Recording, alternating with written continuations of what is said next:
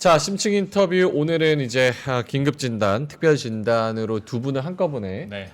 모셔볼까 하는데요. 우리 IBK 투자증권 박근영 부장님과 유진투자증권 허재한 상무님 모셔서 어떤 거를 물어볼까요? 고객분들의 주요 문의 내용, 지금 상황이 어떤지, 투심이 어떤가, 바닥은 어디라고 보시는지, 어떤 조언을 주로 해주시는지 이런 거를 한번 이야기를 나눠봐야겠죠. 근데 좀 고민돼요. 앞에서 네. 이제 박근영 부장님과 시장 얘기하다가 앞부분에 물론 이제 전반적인 뭐 하락 이유나 뭐 숫자들 그다음에 근거들 얘기하겠지만 점점 약간 하소연 및 한탄도 많이 하게 되는 예, 분위기던데 과연 이 두 분과는 또 어떤 하소연을 하게 될까? 좀 그쵸. 그런 것도 사실 근데 이런 장에서야 이렇게 한탄하면서 그렇죠. 또 이걸 어떻게 발판 삼을지 고민하는 시간 되는 거 아니겠습니까? 그렇죠. 두 분과 함께 이야기 나눠보도록 하죠. 자, 허재환 상무님, 박근영 부장님 모셔보겠습니다. 어서 오세요. 어서 오십시오. 네, 안녕하십니까. 네. 안녕하세요, 상무님.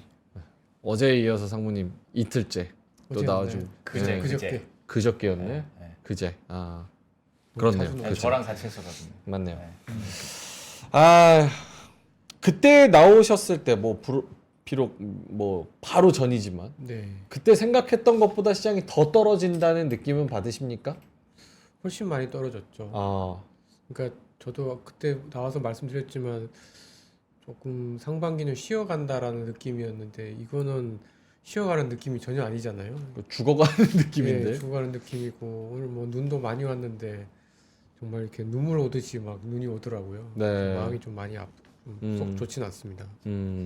사실 뭐 이틀 사이에 뭐 환경이 막 변하고 그런 건 아니고 뉴스는 그대로 흘러갔던 건데 그렇죠. 오늘 특별히 이런 큰 충격이 어디서 뭐 때문에 왔다고 좀 보시는지 저는 이게 좀 궁금하네요. 글쎄 뭐 그러니까 오늘 주식시장 보면은 사실 내내 그냥 빠졌잖아요. 네. 거의 뭐 많이 빠졌다고 해서 시도조차 못하고 좀 빠졌는데 사실 이제 아침에는 그게 제일 좀 컸던 것 같아요. 그러니까 미국 국채 금리가 이제 4%가 넘어가면서 이제 한 10bp, 11bp 급등을 했고 뭐 크리스토퍼 월러 이사 이야기들 막 네. 나왔었던 거가 일단은 기본적으로 좀 컸었던 것 같고요. 그다음에 달러하고 원화가 이제 좀 급등해서 시작을 한 거가 좀 컸었던 것 같고 그 다음에 좀 충격적이었던 거는 사실 이제 중국 GDP 이야기를 많이 하는데요. 중국 GDP보다 같은 시간에 발표된 중국의 집값이 좀 많이 빠졌습니다. 그러니까 중국의 집값이 70대 중대형 도시들 기준으로 보면은 2018년, 그러니까 지금으로부터 약 5년 반 전 이후에 처음으로 YOY, 그러니까 지난해 같은 기간 대비해서 집값이 빠졌거든요.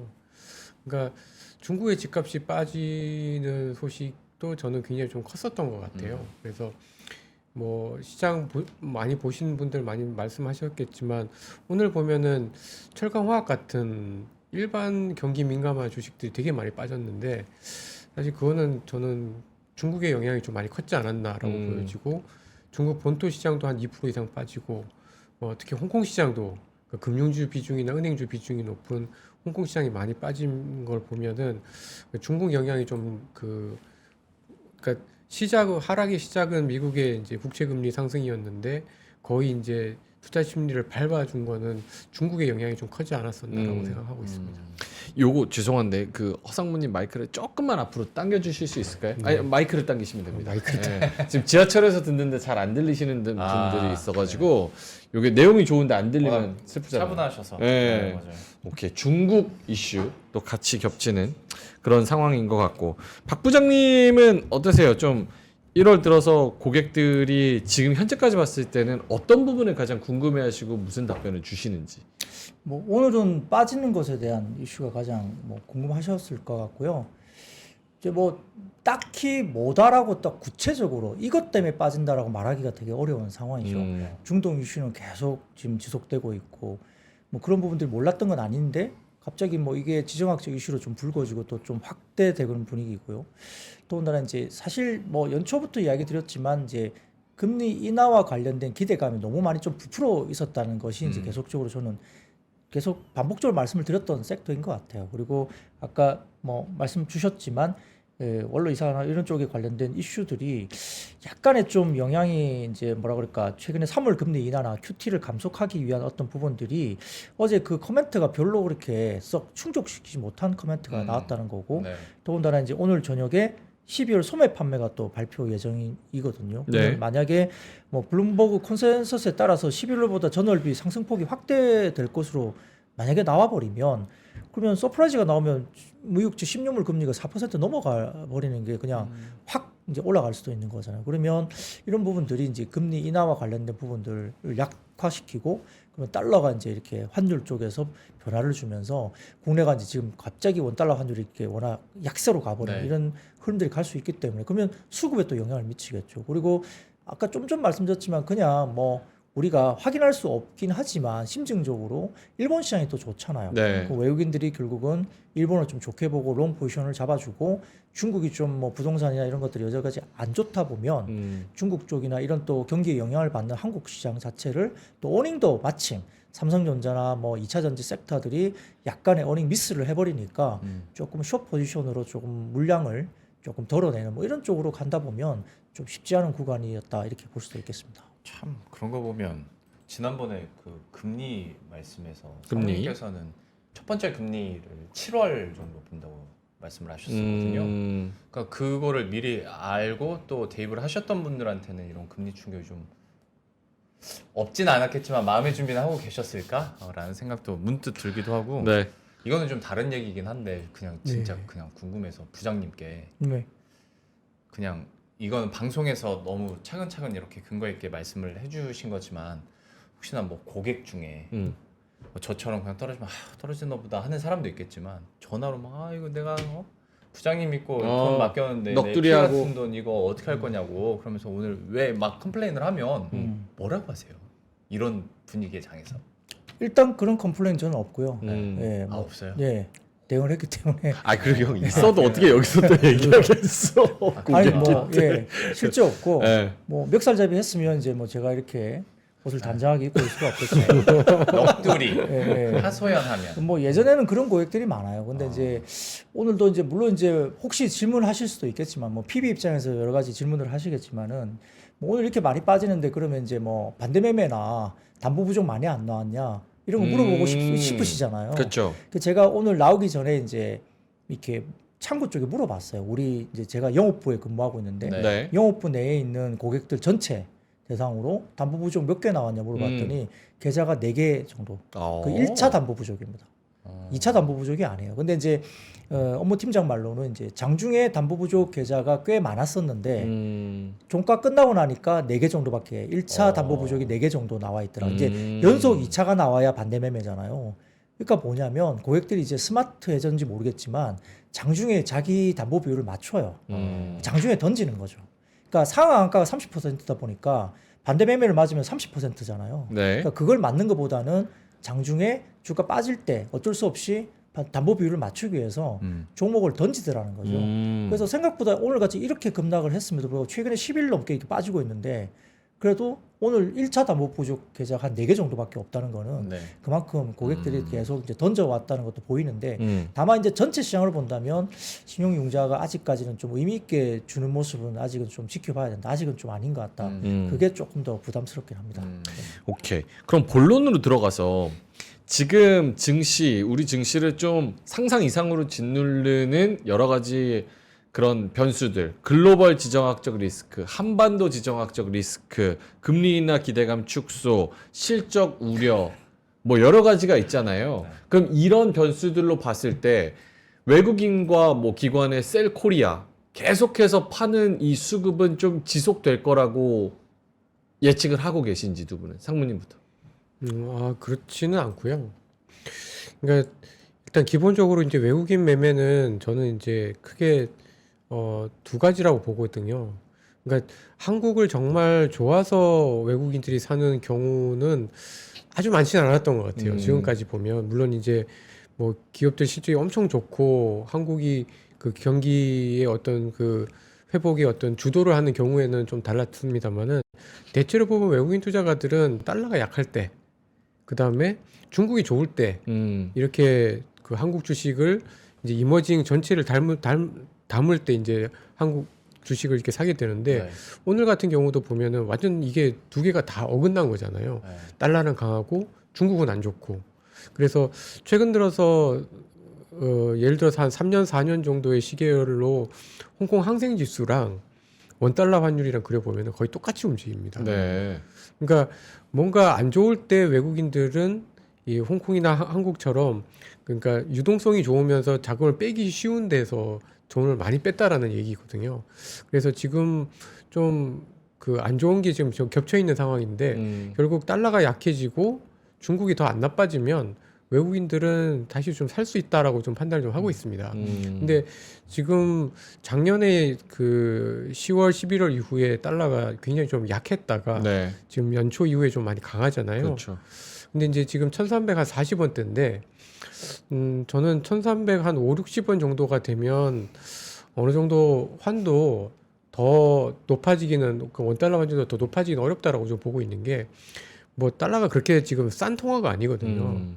그래서 더 올라가면 달러도 비싸지게 되고 달러가 비싸지게 되면은 미국도 안 좋기 때문에 좀 한계가 있다라고 생각을 좀 하고 있고 중국이 언제 올라올지가 사실 조금 불분명한 것 같아요. 중국이 이제 어저께 같은 경우에도 금리를 안 내렸단 말이에요. 네. 그러니까 오늘 그 중국 GDP를 보면은 뭐 5.2% 나왔다고 실질 성장률 나오고 네. 있는데 명목 성장률은 3%대입니다. 뭐냐면 한 1.5% 정도는 디플레란 얘기예요. 그러면 중국에서 아무리 5% 4% 성장을 해도 디플레면 그 중국의 물건 파는 한국 기업들의 실적이 좋아질 수가 그렇죠. 없습니다. 물건값을 계속 빼야 되잖아요. 그러니까 중국이 언제 좋아질 거냐가 이제 가장 관건인 것 같은데 뭐 최근 들어서 보면은 그래도 중국 정부가 춘절 전후로 빠르면 춘절 전후로 해서는 뭔가 좀 더 조치가 나오지 않을까라고 저는 좀 보고 있어서 뭐 1분기는 약간 좀 쉬어가는 흐름이 좀 더 이어질 것 같습니다만은 뭐 연간으로 봤을 때 한국 시장이 계속해서 외국인이 이렇게 급격하게 파는 모습은 아닐 거다라고 생각을 좀 하고 있습니다. 근데 중국 같은 경우에 작년에도 그런 생각 많이 했습니다만 중국 정부가 진짜 부양할 의지가 있나? 부양책 내놓는 거 보면 그런 생각들 많이 하는데 그래서 중국은 좀 차치하고서라도 어쨌거나 환율이 좀 안정이 돼야 외국인들의 매수세도 들어올 수 있다라는 건데 어떤 가격적인 부담? 그러니까 너무 높다는 거 외에 좀 환율이 안정될 수 있는 거리가 지금 있나요?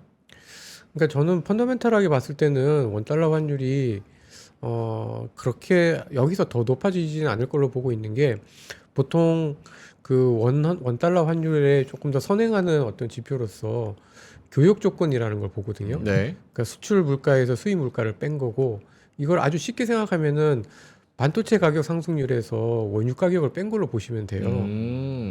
왜냐하면 한국 수출에서 제일 큰 거는 반도체니까. 반도체고 저희 한국 수입에서 제일 큰 게 원유니까 그 두 개의 차이가 어떻게 보면 무역 수지 그다음에 환율의 어떤 그 대리 지표로서 역할을 하게 되는데 최근에 보면 그래도 반도체 가격이 찔끔찔끔 오른단 말이에요.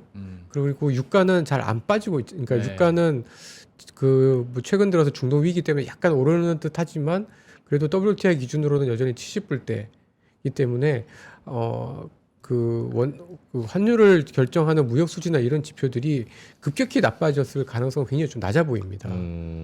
그래서 지금 여기서 원화가 더 그러니까 그 다 악화될 위험은 상당히 좀 적다라고 좀 보고 있고요. 그러니까 예를 들면 유가가 뭐 지금 70불대인데 80불, 90불 간다. 이러면은 사실은 뭐 1300 한 7, 80원대 이렇게도 봐야 되는데 유가가 지금 정도 수준에서 안정이 된다라고 하면은 지금은 조금 최근 들어서 어제 오늘 올랐던 거는 약간 좀 오버슈팅해서 올랐다라고 저는 좀 보고 있습니다. 부장님은 어떠세요? 외국인과 기관의 이런 매도세, 좀 급격하게 매도세가 나오니까 또 걱정이 되는 것 같은데. 네. 뭐 상무님 말씀에 저도 이제 공감을 하는 부분이 네. 좀 속도가 너무 빠르게 원화가 좀 올라간 거 아니냐 이런 생각도 들고요. 마디 지수가 이제 1350원 내외이지 않습니까? 그래서 지난번에도 그 마디 지수에서 방향을 틀었기 때문에 뭐 거기에 대한 지지나 이런 것들은 좀 있을 걸로 보이고 만약에 거기가 정말 뚫리면 1400원 보러 가겠죠. 그러면 이제 진짜 시장이 좀 어려워질 것 네. 같은데 이게 뭐 마디 지수에 대한 이슈 그리고 사모님께서 방금 말씀하셨던 여러 가지 지표들을 보면 조금 너무 빨리 올라왔다. 어제 오늘 지금 환율 같은 것도 좀 너무 빨리 올라왔기 때문에 조금 시간적으로 좀 뭐라 그럴까 좀 완화되거나 너무 이제 흥분된 게 조금 이렇게 가라앉을 만한 시간이 필요할지 모르겠으나 조금 여기서 이제 약간의 어떤 브레이크가 걸리면 그래도 시장은 조금 다행히 이제 바닥을 좀 찾는 그런 모색이 좀 될 만한 수급들도 좀 상당히 있거든요. 뭐 스마트머니가 아무리 그래도 없다 그래도 바닥에서 또 계속 기회를 노리는 자금들도 또 있을 수 있기 때문에 네. 어느 정도 뭐 물론 이제 EPS 하향이 조금 부담스럽긴 합니다. 1분기와 연간 EPS가 지금 좀 빠지고 있는 부분들이 막 말씀드렸던 반도체 2차 전지부터 해서 지금 조금 좋지 않게 출발했기 때문에 영향이 있는데 그럼에도 불구하고 뭐 절대 기준으로 본다면은 하방에 대한 리스크를 아직까지는 지금 자리에서 더 크게 많이 크게 보기에는 조금 뭐 제한적이지 않나 그렇게 보기엔 좀 제한적이다 보고요. 하방이 뭐 완전히 뭐 이제 완전 바닥이다 하기에는 어려울 수 있지만 그래도 지금은 조금은 좀 바닥에 대한 부분들을 좀 모색해 볼 수 있는 정도의 수준까지는 좀 와 있다. 고민 좀 해볼 만한 자리까지 와 있다. 이 정도로 보고 싶습니다. 사실 말이 나온 김에 저 이런 질문은 사실 잘 안 드리는 편이긴 한데 그런 건 저한테 주세요, 하청. 아 그래요? 채팅창에도 워낙 많이 나오고 아니 여기 그 예. 질문지에 있는 거예요. 똑같은 생각했네. 질문지에 있는 거라. 그거 욕먹을 질문이니까 제가 할게요. 아, 네, 감사합니다. 이거 제 전용이거든요. 어디까지 열어놔야 되나요? 바닥을 어디라고 보시는지 그대로 읽은 겁니다. 숫자로.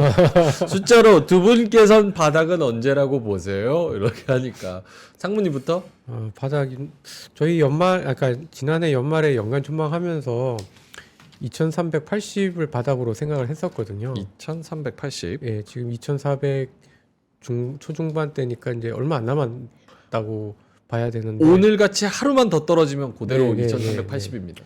예, 그래서 실적이 아무리 그 좀 하향 조정이 되더라도 그러니까 올해 실적이 뭐 40% 50% 는다는 건 좀 오바라고 저번에도 말씀드렸고 올해 실적 한 10% 15% 요 정도 는다라고 하면은 그래도 2,400대가 예를 들어서 흔들린다라고 네. 했을 때는 저는 그때부터는 좀 사도 되지 않을까라는 생각을 좀 하고 있습니다. 그래서 좀 가격적으로는 여기서 더 많이 빠지진 않을 거다. 여기서 2,400을 깨면은 그때부터는 좀 사야 되지 않나라는 생각을 좀 하고 있고요. 근데 이제 약간 조금 아까도 이제 그 박근영 부장님께서 말씀하셨지만 약간 EPS가 하향 조정이 좀 되긴 하는데 일단 이게 폭도 폭인데 이제 좀 멈추긴 해야 될 것 같아요. 그래야지 이게 이제 실적에 대한 어떤 기대치가 커지고 이제 그렇게 되면 이제 이익에 대한 어떤 기대치들이 높아지는 국면에서 주가가 좀 빨리 올라가기 때문에 사실은 바닥을 잡았다라고 해도 이게 바닥을 잡았다는 게 반드시 주가가 올라간다는 의미는 아니거든요. 네. 그래서 좀 그렇습니다. 그래서 2,400대가 조금 깨지면 그래도 더 이상 빠지진 않을 거다. 근데 이게 좀 올라가려면 실적에 대한 부분들이 좀 더 거쳐야 되기 때문에 적어도 한 분기 정도의 시간은 좀 걸리지 않겠나라고 저는 좀 보고 있습니다. 그러니까 바닥은 2,400선 밑으로는 뭐 크게 떨어지지는 않을 것 같다라고 생각은 하시지만 그 뜻이 업사이드로 올라가느냐는 또 다른 차원의 이야기다. 그러니까 저도 거기서 무릎 탁 쳤어요. 아하. 바닥 잡았다고. 하긴 올라가는 건 아니니까. 상승 모멘텀이 또 없는 그런 부재한 상황이니까. 부장님은 어떠세요? 네, 이제 지난 11월부터 12월 사이에 주가가 17%나 시장이 급등했거든요. 그래서 이제 오버슈팅이 좀 나간 부분이 있는데 그때 본다면 PBR 기준으로 봤을 때 0.83배에서 시작을 해가지고요. PBR 기준 0.95배까지 올라왔어요. 네. 두 달 사이에. 그래서 연말에 좀 굉장히 이제 강한 상승세가 나타났기 때문에 뭐 기준 잡아서 0.83배 정도까지 본다고 한다면 뭐 아주 이제 맥스로 봤을 때는 뭐 2,300 초반 정도도 좀 열어놔야 되는 가격이 올 수도 있겠습니다만 이제 삼성전자하고 LG 엔솔 등과 같은 2차 전지나 반도체가 좀 좋지 못했는데 지금 가장 큰 첫 번째 변수는 SK 하이닉스 같아요. 그러니까 이제 대형사 중에 하이닉스가 이제 실적 발표가 나올 텐데 네. 삼성전자보다는 하이닉스가 물론 이제 뭐 적자가 나올지 흑자가 나올지 봐야 되겠지만은 뭐 가이던스 대비해서는 삼성전자가 좀 부러진 것만큼이나 하이닉스가 그렇게 안 좋게 나오지는 않을 것 같다. 예를 들어서 뭐 적자가 나오더라도 뭐 컨센을 굉장히 많이 미스하면서 갑자기 크게 뭐 대규모 적자 더 나오거나 그것보다는 삼성전자가 좀 그런 미스를 했잖아요. 시장에서 일부 제가 리포트 보기에는 4조 4천억까지도 영업이익을 보는 리포트를 봤는데 2조 8천억이 나왔으니까 이제 사실 많이 미스한 거죠. 근데 삼성전자 대비해서 SK하이닉스가 만약에 시장 컨센서 크게 벗어나지 않거나 아니면 HBM 관련된 뭔가 때문에 뭐 지금 매출도 1조를 넘었다 하잖아요. HBM 단독 그 매출도. 그러니까 그렇게 되면 뭔가 수익 구조에서 약간의 뭐 적자가 나오거나 아니면 소폭의 흑자가 나오더라도 가이던스 대비 좀 좋은 쪽으로 만약에 방향이 나온다고 한다면 네. 그러면 전반적인 시장의 EPS 하향을 좀 막아주는 역할을 좀 할 수도 있겠다 생각이 듭니다. 그러면 최근에 1분기나 연간 EPS 하향 조정이 결국은 큰 종목들이 나오는 쪽에서 많이 빠지기 때문에 그러한데 하이닉스가 막아주면 여기서 약간 EPS 하향에 대한 부분들은 다소 좀 강화될 것이다. 뭐 그런 논리가 굉장히 중요한 변수가 될 것 같고 뭐 1월엔 뭐 FOMC도 뭐 열리기 때문에 변수가 되겠지만 그러면 이제 0.83배가 제가 뭐 2,300 초반 정도 이 정도까지 열려 있다 하지만 2,400 정도 수준에서의 뭐 단기간에 어떤 수급적인 이슈 때문에 2,400이 잠깐 뭐 하회하더라도 그때쯤이면 뭐 좋은 주식 그러니까 뭐 모든 주식이 다 올라갈 건 아니고 아까 말씀하셨듯이 똑같이 V자 반등이나 뭐 곧바로 뭐 반등이 바로 어느 정도까지 갈 것이다. 볼 수는 없더라도 올해 연간을 봤을 때 성장이 있거나 뭐 개별 종목이든 업종이든 이런 종목이나 업종 중심으로서는 좀 분할로 담아볼 만한 충분히 가격대가 올 수 있지 않을까 이런 생각을 해봅니다. 참 근데 그걸 들으면 또 희망 회로를 돌리게 되는 게 그래도 역시 그런 반도체인가 싶다가도 요즘 상황들을 보면 미국이랑 일본 반도체는 좋은데 왜 우리는 우린 진짜 우리 반도체 별로 지금 매력이 없나 보다. 괜히 그렇게 좀 자책을 하게 된단 말이죠. 그래도 지금 구간에서는 그리고 올해 전망을 봤을 때는 반도체에다가 조금 더 포트 힘을 실어야 된다고 보시는지 두 분의 의견 좀 궁금해서 상무님께서 먼저 말씀해 주시겠어요? 저는 반도체 지금 정도 가격에서는 충분히 매력 있다라고 생각을 하고 있고요. 뭐 가격도 가격인데 사실 아까도 말씀드린 것처럼 미국하고 일본 반도체주는 좋잖아요. 네. 물론 이제 저희랑은 좀 다른 유의 반도체이긴 그쵸, 하지만 결국 반도체가 따로 가긴 어렵거든요. 반도체라는 산업 자체가 주는 어떤 글로벌한 흐름이 거의 대부분 같이 가기 때문에 높낮이의 문제가 있을 뿐 방향은 같기 때문에 저는 좀 올라갈 수 올해 전체적으로 보면은 등락은 있어도 작년에 많이 올랐기 때문에 등락은 있어도 그래도 아직까지 끝나진 않았다라고 생각을 좀 하고 있고요. 다만 이제 한국 반도체가 갖고 있는 약점은 저는 그 삼성그룹의 어떤 그 블록딜 이슈였었던 게 아닌가 싶어요. 그래요? 네. 물론 이제 삼성전자만의 문제는 아니고 기업의 문제는 아닌데 결국은 상속세를 피하기 위해서는 대주주가 주식을 팔아야 된다는 거잖아요. 그렇죠. 그것도 어마어마한 규모를. 그렇죠. 이거는 뭐 오늘 뭐 윤 대통령 거래소 오셔가지고 또 한마디 하셨지만 네네. 코리아 디스카운트 요인인 거죠. 어떻게 보면.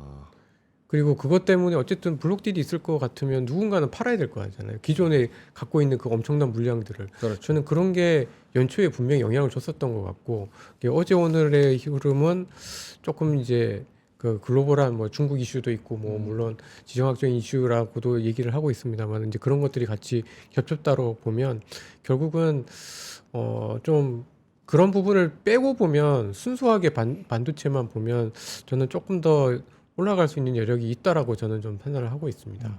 그래서 오히려 지금 빠지는 것들은 그러니까 아주 긴 그림에서는 좀 기회가 될 거다라고 좀 보고 있고요. 약간 조금만 더 빠지면은 용기를 낼 수 있는 시점이 오고 있다라고 생각합니다.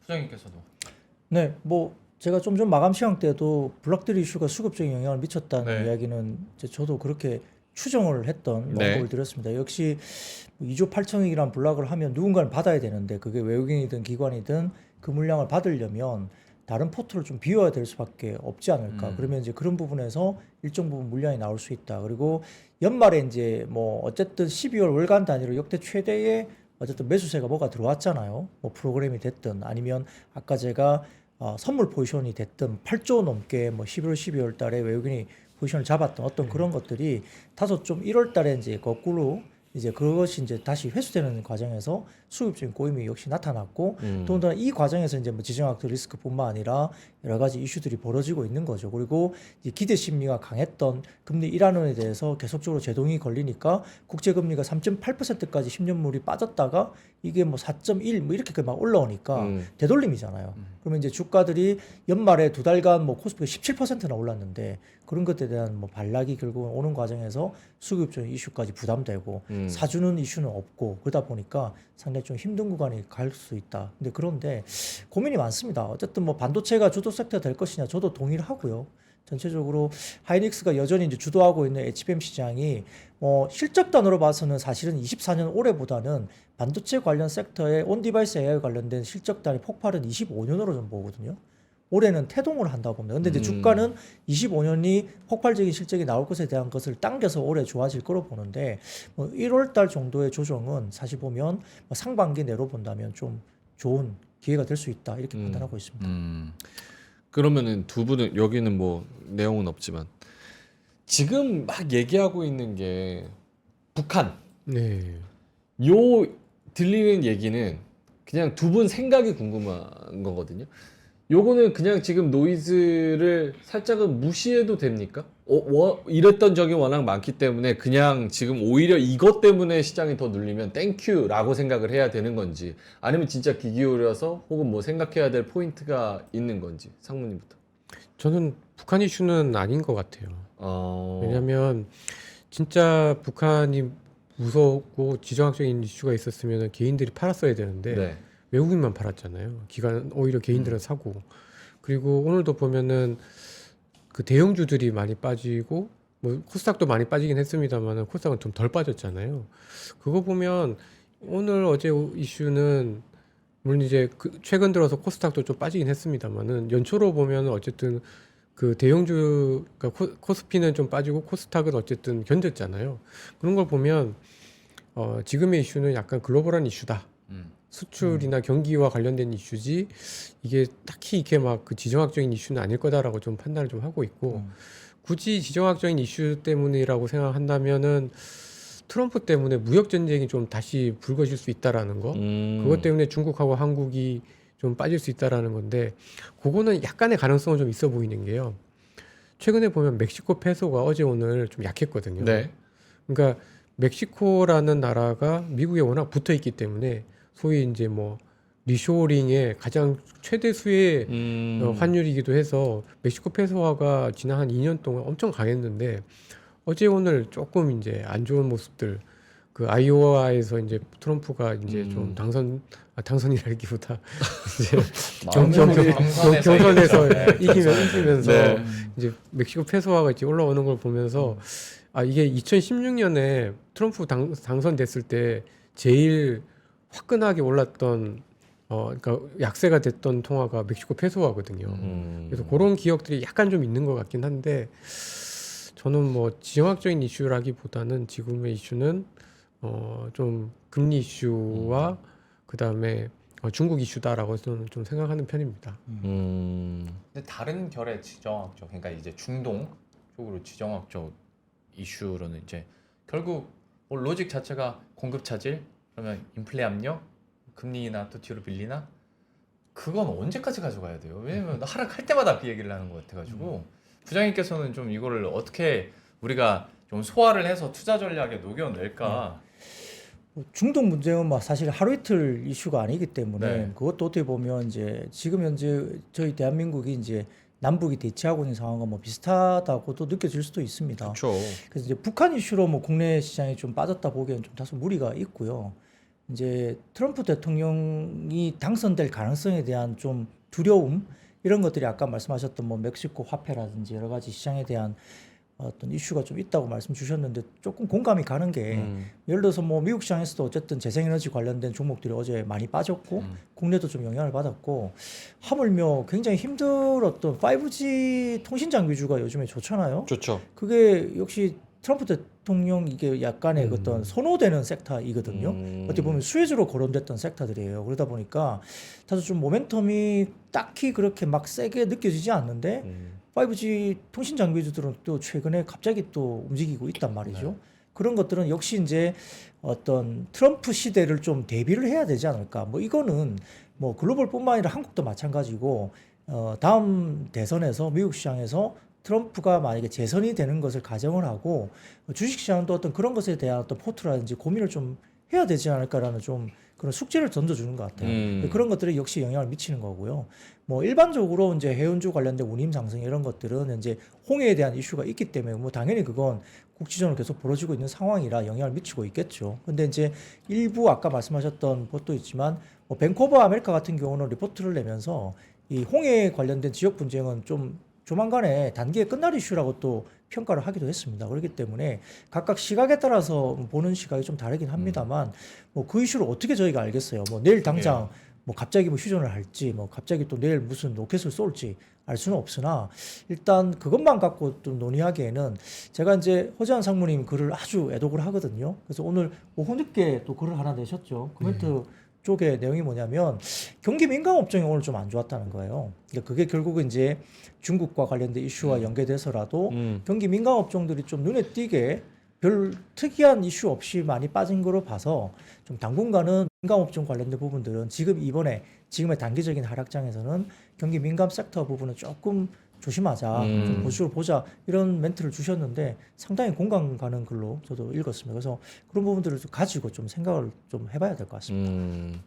알겠습니다. 어느덧 좀 끝날 시간이어서 시간이 좀 오버가 됐어요. 그래서 마지막으로 두 분 한마디씩. 사실 이럴 때는 뭐 아이디어도 중요하지만 좀 감정적인 멘탈 케어 이런 것도 중요할 것 같아서 두 분이서 좀 뭐 힘내시라는 말씀도 괜찮고 위로의 말씀도 괜찮고 우리 시청자분들께 한마디만 하고 끝내죠. 진짜 상무님부터. 한마디만. 네. 사실 시장이 쉬웠던 적은 한 번도 없잖아요. 근데 어쨌든 저번에 잠깐 나와서 말씀드린 것처럼 작년하고 올해는 좀 반대인 것 같아요. 그러니까 작년에 오르면서 시작을 했지만 주가가 낮은 쪽에서 시작을 했었고 올해는 연착륙에 대한 기대감을 가지고 시작했지만 주가가 위에서 시작을 했기 때문에 조금 오히려 조금 올해 초에 조금 힘든 구간들을 지나면은 그래도 중반 이후에는 지금보다는 조금 더 괜찮은 흐름들이 좀 나오지 않을까라고 좀 기대를 하고 있습니다. 좀 힘내셨으면 좋겠습니다. 네. 부장님은요?